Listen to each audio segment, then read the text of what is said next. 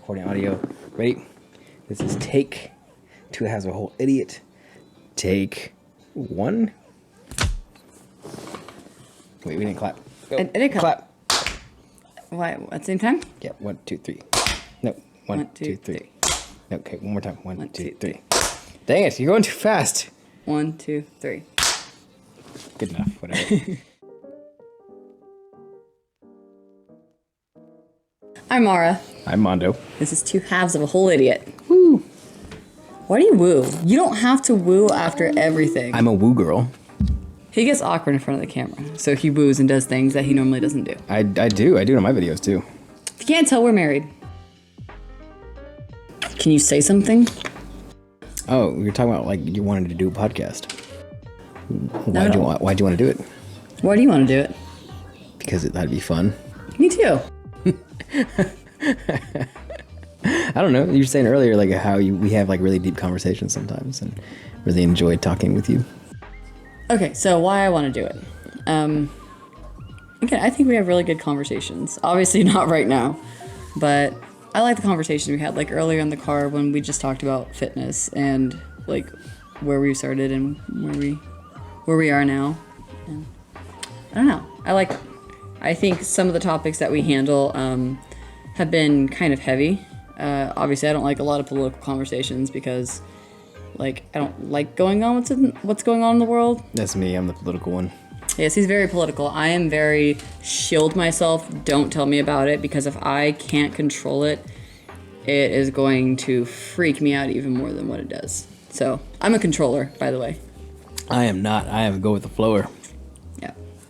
I mean, like, you can look it up eventually, or if we do it on YouTube, we can put like a link or something. But there are different kind of personalities. So one type of a personality specifically is a controller.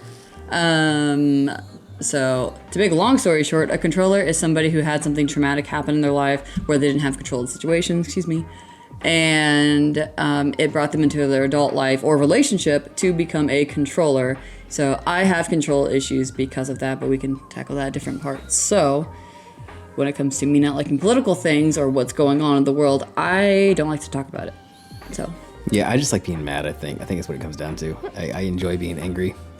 Yeah. I argue with strangers online. I'm that kind of guy, I guess. So I enjoy a good debate. And I think it's funny though because like you argue with people online, but you argue for I guess the good. You argue against assholes. I guess you're the anti-bully, the Deadpool anti-bully of the political realm.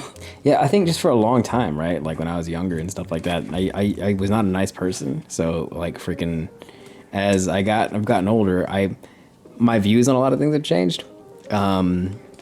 But I can still have those tendencies of like just being mean to people. So when I encounter people who are mean or aggressive towards other people who typically have a harder time like standing up for themselves, I don't really hold back on like standing up to them and being like, no, you need to quit, dude. I don't like bullies. That's what it is. I don't like bullies. Yeah, me either. And you said something I really liked about your younger self. I've changed a lot. Is that? No, I don't remember. I was listening. I wasn't a nice person. Oh yes, you not being a nice person. I love that because I was a horrible person when I was younger.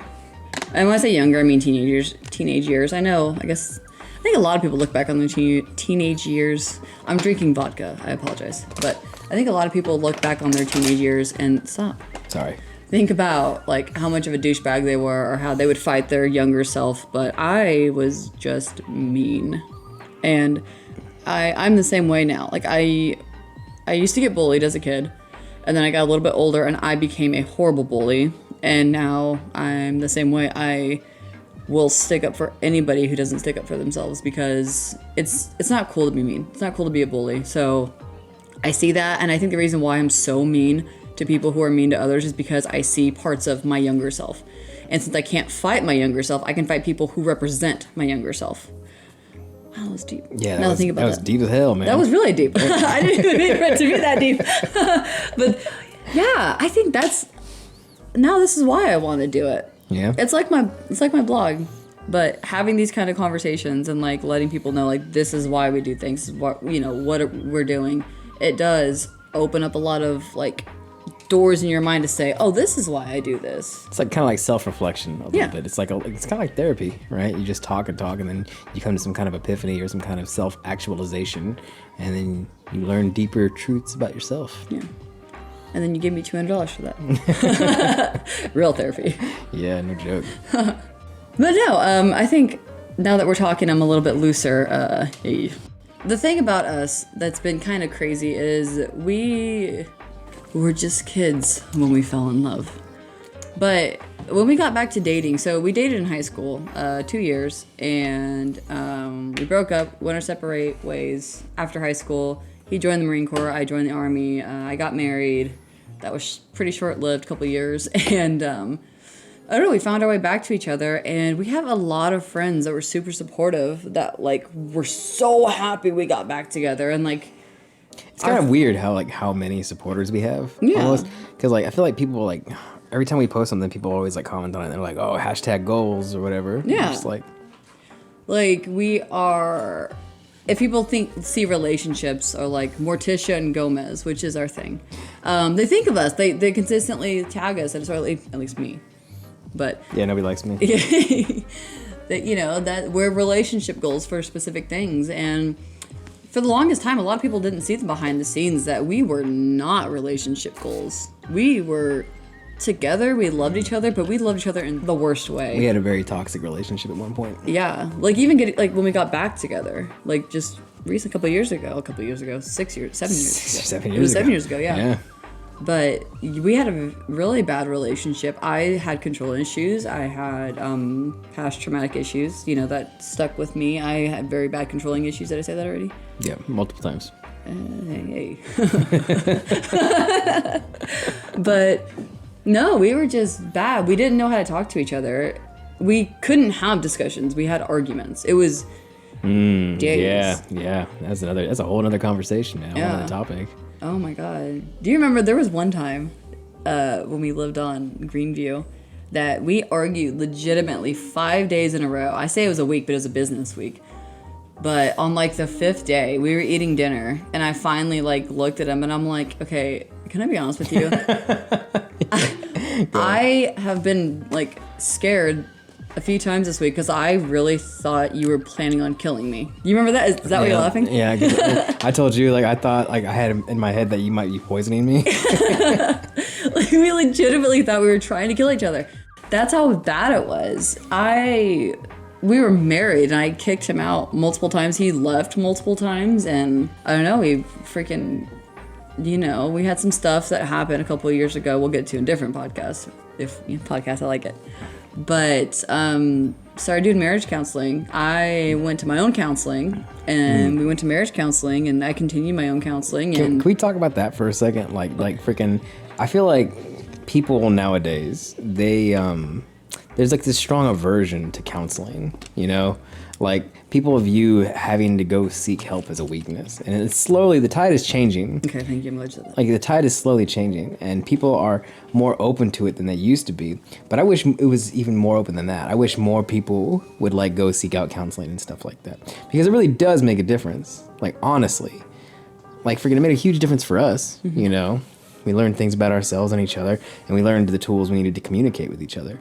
And a lot of people just don't have that. And that's not something you can get on your own. You can't just freaking sit around and hope that you just figure that shit out. It takes effort. Someone's got to teach it to you. You can't read motivational things all day and share it on Facebook and then pretend like that's the lifestyle you're living, basically. Yeah. And like freaking everybody lies on social media. So, yeah. No, I wanted to say that. No, it's good. I'm glad you said that. And I love, like, people talk stuff on the younger generation. It's like, oh, younger generation, blah, blah, blah. But they are really pushing mental health and how important it is. And it really is, man. We came from our parents not talking about mental health and just, like, masking it with anger, masking it with being quiet. Like, you'd be mad and you just would avoid talking about it. And then the next day, you wouldn't talk about it. You just continue on with your day like nothing ever happened. And that's not healthy. Yeah, I feel like a lot of, like, you see older relationships between, like, older people, and I feel like it's really rare that you get the vibe from them that, like, these people actually love each other. I feel like more often than not, the vibe you get is that, like, these people these people have dealt with each other for so long that they don't know how to deal with life without each other. And they just thought that their relationship is based off of love. It's based off of necessity. And that's kind of sad. You know what I love about that? Is that's something that we've actually talked about too. Yeah. We are far from the perfect couple. We are far from the relationship goals that everyone freaking says we are. But for me specifically, this is my perfect relationship. Actually, now I'm thinking about it, I'm not going to say this is for everyone's perfect, but for me it is. For us, like, this is what I want. But, oh yeah, one of the questions that I've, like, asked is, like, are you happy with me? I periodically will ask that question. There's like, do you feel like, how do I ask it? I don't know how to ask it.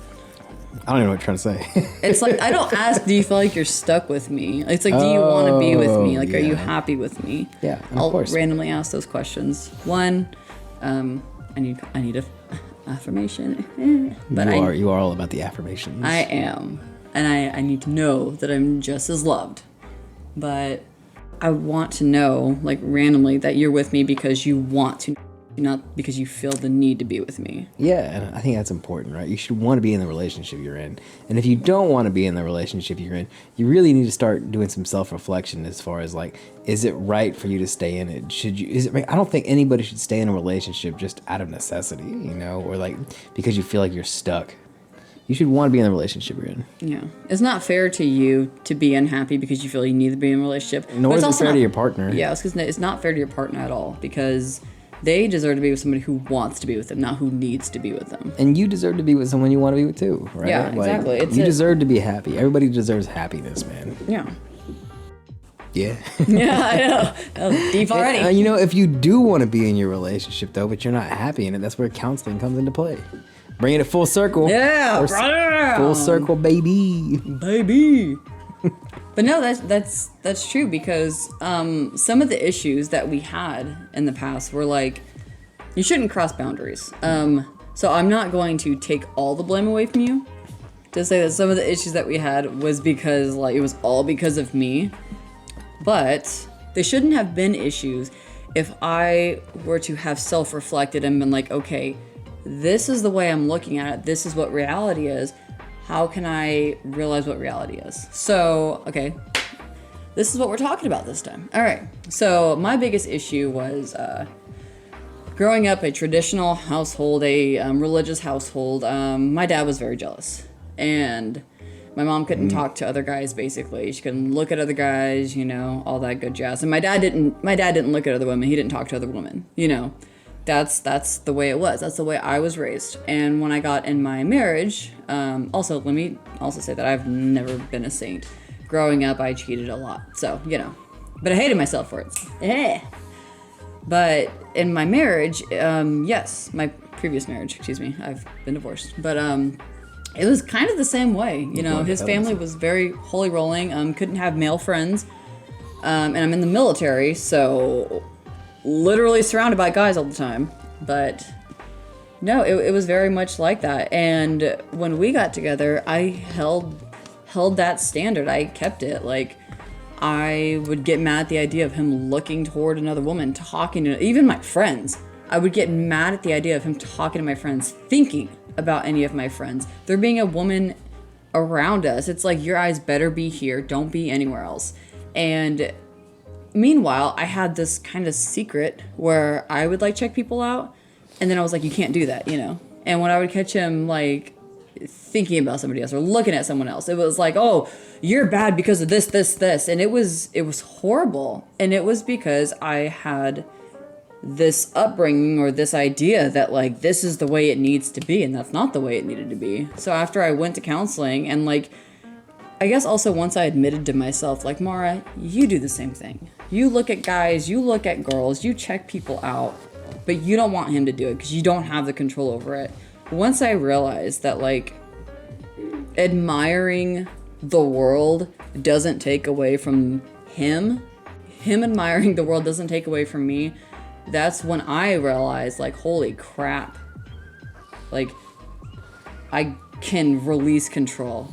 And honestly, man, giving up that control is just, it makes life easier, right? Like, takes a weight off of your shoulders that you've been putting on there for so long because for both of us. Yeah, I mean, it's true too, right? Like for yourself, because like you've been putting so much pressure on yourself to try and control everything, and on me because I mean, I'm just trying to like, at the time, like, you know, walk on eggshells, like literally freaking not trying to set off a bomb and trying to freaking police my own actions and my own mind, and it's like it's impossible. You can't do that. Yeah. It's untenable. Unrealistic. Untenable. Unrealistic is a good word too. Unattainable. Is what you're trying to say. I was saying untenable. I don't know what that means. That means unrealistic. He's a smart one if you can't tell. Oh, smart. Yeah, it was a controlling thing, and if you're still listening, Which you're probably not. That's cool. There's one. We've been doing this for an hour. No, we've been doing it for 17 minutes. Oh, okay. Sorry.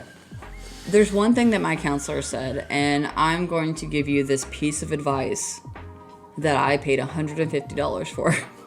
And I'm giving it to you for free. There is no such thing as control. Control is an idea.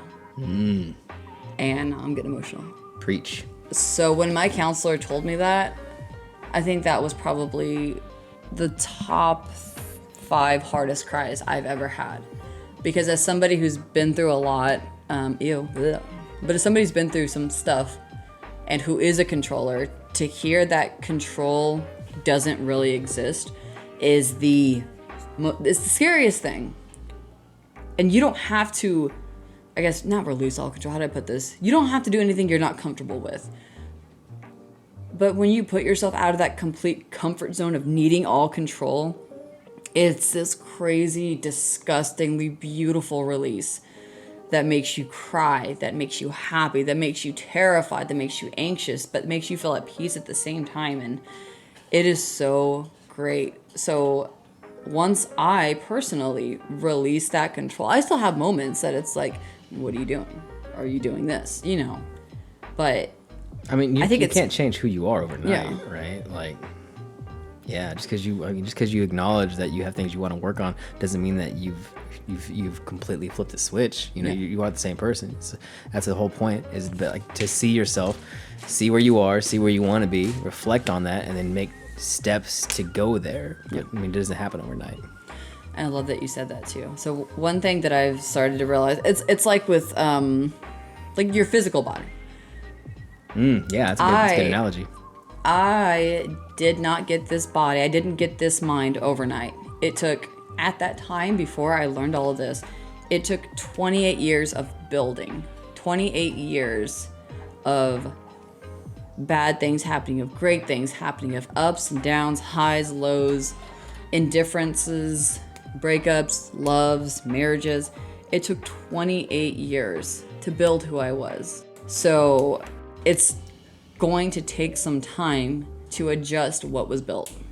You're right, you're not going to change overnight. So all I can do is just remind myself, like, this is what's going on, this is how you feel, and again, $150 for free, instead of using anger as my emotion, because secondary emotion, everyone knows that. Well, not everybody. If you don't, you do know. But looking at my emotions and seeing what they are instead of turning away from them, and looking and say, okay, this is why I'm feeling this way.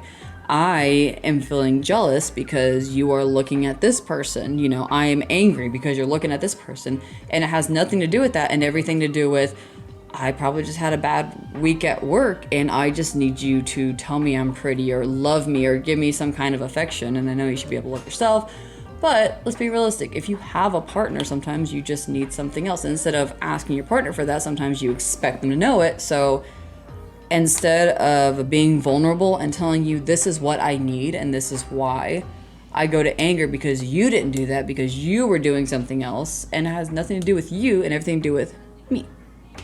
Was that a lot? Did I just ramble? Yeah, but I mean, it was a good ramble. Okay, good. So again, not the perfect relationship like the other people's. Now, if people call this relationship goals, I'm not going to say I'd agree. That's very cocky, but I would agree. I mean, I accept it. I'll toot my own horn. Toot, toot. I do the best train Is impersonation. there a train in There it is. It is, and it's all Maura. Oh my God, you're so proud of your train. I'm really proud of my train. It's really good.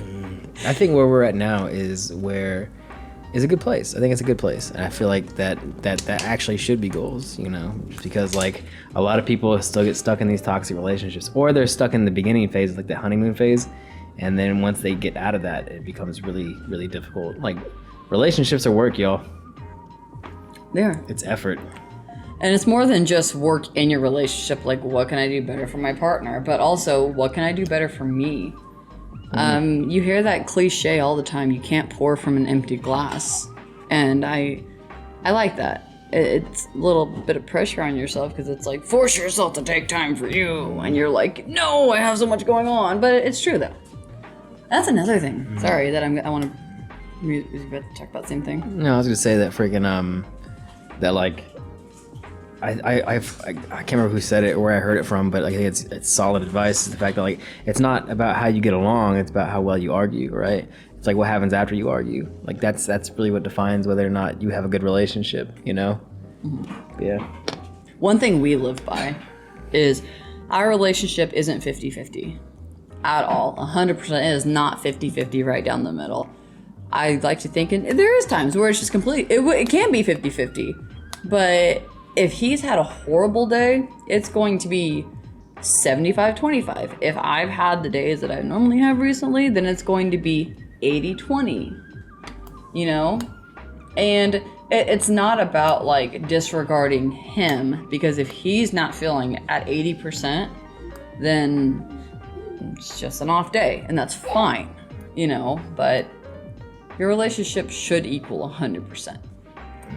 I think the point you're trying to get at is that we're a team, right? And so like when one of us can't do everything, the other one's there to pick up the slack, right? Yeah. Which is true. I mean, that's how a relationship should be, right? We are a team. You're my partner.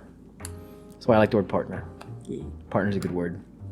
Also, it's okay to have bad days. Oh my gosh, go to bed angry. Please go to bed angry.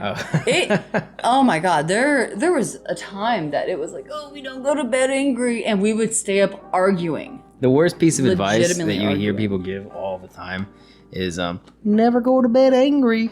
That's terrible advice. No, because if you're arguing at night, first off, for me, I go to bed early, or try to go to bed early, and if I had a rough day and we are arguing and I'm tired, I try not to. We try not to. Like, we've done pretty good at this, but sometimes, especially if we're angry or tired, like, I go for the kill shot.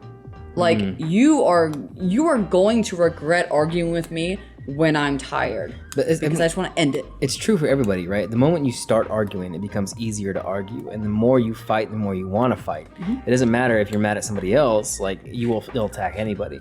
So the hard thing to do is to stop. Just stop. Right? And sometimes you need to walk away. And sometimes walking away means going to freaking bed angry. Sometimes it means letting you go into the room by yourself while I lay on the couch, or vice versa, and accepting the fact that we're just not going to communicate anymore tonight because we're not going to have any effective communication. There's nothing we can do that is going to end this. And if we continue to try, we're just going to keep attacking each other.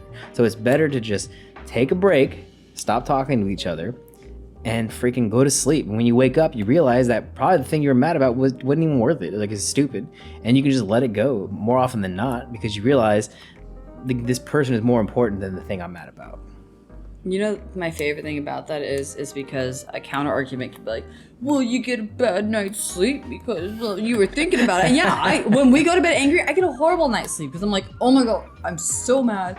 Like, I can't even sleep, and I have so much I want to say to him, but guess what you're not doing? You're not attacking your partner with a kill shot. Yeah, and like, I mean, freaking... You're saying it in your head. Oh my gosh, am I saying it in my head? What was that quote we just saw the other day? Oh, I freaking loved it. It was, the axe forgets, but the tree remembers. Yeah. Yeah, and like, freaking, like, the scars, man, words hurt. Words will damage you. Freaking... You don't want to say something in the moment that you're going to regret later on. Right. Because, I mean, your partner might let it go. I mean, God bless them if they do, but freaking... They're not going to forget it. I mean, they might not, right? Like, they can carry that. So... Yeah. Hell, there are things from my childhood that's been said that I carry at 29 years old, you know? We are nearing almost half an hour. Wow, we really got us talking, too. Yeah, we've been saying quite a bit, huh? That's pretty good. Yeah. Pretty good chunk of change A in little there. chunk of change. If anyone's still listening, if we're still on. No, or, we're alone. are we good? We're alone out here. Not with these kids. I got another thing too. Is we have 3 kids, man. Yeah, 3 kids. 12. Jessica was telling me 5. that freaking She's our oldest. yeah, she's our oldest. That she has classmates who have parents that are younger than you. Oh yeah, show me that. That's crazy. We're gonna count that actually. Because you were a young mom. Yes, I was. We're young parents though. We. I'm a young parent. What? I'm younger than him. First off, let me start off by saying that by 2.5 years. Hold up. Yeah, that's a good thing to talk about too. Is I had Jessica at 17. We're gonna. Oh no, we can talk. Okay, we'll talk about our kids on a different time. It's Okay. more about us. Us. Okay, us. You made me think of Encanto. You made me think of Lion King. Ed. Oh, so that's another thing too. Is have fun with your partner. Like, man, we just made our intro or our first thing about just partnership, and one of my and be respectful. Let me point that out too. My biggest insecurity is feeling stupid, and you know that. When we first got together, again, we haven't been perfect. When we first got together, Armando made me feel stupid a lot. Oh, it wasn't intentional. Sometimes it was with the football stuff. Yeah. Okay. Well, to be fair, all right. You were Like kind of like I said, I was not a nice person, and also like my default interaction with people was just like, I don't know, trying to outsmart them, trying to seem like I was intelligent. I guess like okay, if I could like I say this all the time. If I could describe me and all my closest friends, we are all intelligent assholes, and the conversations we have are essentially trying to outsmart each other in any way possible. We have a lot of debates. We cover a wide variety of topics, but we're always trying to outsmart each other. So that's how I interacted with people. I didn't really try to see things from their perspectives. That's something I've learned as I've gotten older. So I apologize for making you feel dumb beforehand. I've learned. I've grown. You were saying? I'm sorry, I cut you off. I don't remember what I was saying now. You said that one thing that happened when we were younger was I made you feel dumb. Not when we don't got like back being dumb. together. When you were in college. Yeah. Yeah, like just to make fun of me for liking football. And I like football. Now you like football. I like football. Yeah, that's cool. But you no, like football? I like football. Would you teach me to football? But no, be respectful of your partner. Let them have their differences. Let them like what they like. They're not stupid for liking what they like, even if you don't like it, And it took someone a little while to... If you support someone, you'll support their hobbies. I mean, that's all I'm saying, right? Like, I like the fact that you do things that you enjoy. I wish you had more outlets. I wish you would pursue your outlets more, I got all my stuff and I know what I'm about, and I feel like I know what you're about and the things you enjoy. I just don't think that you contribute enough time to doing those things, and I wish you would contribute more. So you're saying I have a night to myself tonight? No. Oh, okay. Hell no. You taking these damn kids. Give your partner time for themselves, too. But not tonight. Okay, well... No, you give me that a lot, and I appreciate that, because I do. I need my time to play pool or whatever. But, oh yeah, so about, like, have fun with your partner. Like, don't belittle them, but have those jokes. Have those inside jokes. So, recently, we got tattoos, which explains the name of our podcast, 2 Halves of a Whole Idiot. So, I'm going to get up in the camera for a second. Here is mine. Because this is my husband. He is super buff. We're both fitness people, but it's Cosmo, and he's buff, and he's happy-go-lucky. He's no care in the world, and he's just boom. You gotta stand up. I want to stand up. Oh, and Armando has Wanda glaring at him because this fool always has something smart to say, so I always have to glare at him. It's because I got a good brain. You got a fine brain, Jack. But. So Cosmo in an episode, if anyone watches Fairly Odd Parents, says they're 2 halves of a whole idiot. And that's how I feel about us, because Armando has a master's degree. He is so freaking smart. Like, and if you saw earlier, heard earlier, that he says some words that I don't quite understand. I'm far from dumb. I can be ditzy, but I am not a dumb person. And I can say that confidently. Whatever. But I think you're more intelligent than you give yourself credit for. But there's sometimes that he's just so stupid. He is so smart that like anything that is common sense is like, he said, I'm gonna learn how to build a computer from the ground up. I'm gonna teach myself coding languages by myself after school, after getting my master's. I'm gonna do this, I'm gonna figure out this, I'm gonna figure out this. And he does it every single time without flaw. He learns everything so great. And tying his shoe just went, whoop, I swear to God. it's gone. You're gonna ask He me knows how all many- the smart stuff, but anything common sense, it's like, so. I thought you were gonna ask me how many planets there were. Yes, he didn't know how many planets there were when I asked him that. I was gonna bring it up. Actually, I was gonna bring it up. But you brought it up, so thank you. So yeah, that's how smart he is, that he forgets common sense things. So Who we're 2 cares? halves of a whole idiot. How many planets there are? Who cares about the planets? Not Neil deGrasse Tyson. I know you're not. He's not even Neil deGrasse Tyson. There is no Neil deGrasse Tyson. He's an illusion. Whoa. Oh, but yeah, so we have fun with each other. I'm sorry. So I guess that's kind of who we are. Woo. I hate when he woos. Oh my goodness. So anyway, if you want to hear people banter for about 35, 45 minutes. We haven't determined a time frame yet. Yeah. We'll get there. But yeah, just 2 people who have been in love with each other for almost half of their lives. It has been a long time, hasn't it? Figuring it out, I guess. Trying to better ourselves each day. My hair is growing back through my tattoo. Is that how we sign off? Is that what we're doing? I guess, yeah. What's our outro? We need an outro.